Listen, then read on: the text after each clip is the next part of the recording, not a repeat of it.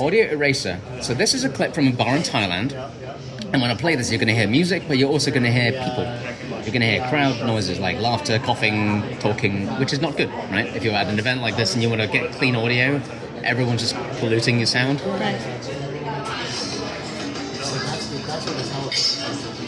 Not good. But if we come in here, we go to audio eraser, which is using AI to analyze different categories of sound.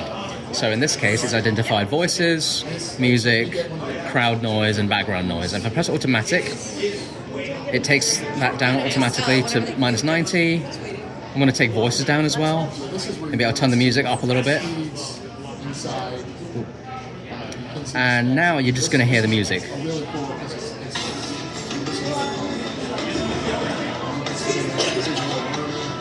Or I can go the other way. Maybe I'll turn the music all the way down. I want to turn all the voices up.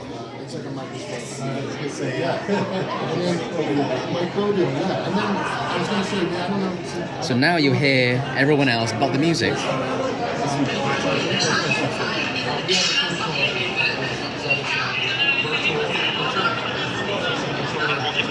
Wow.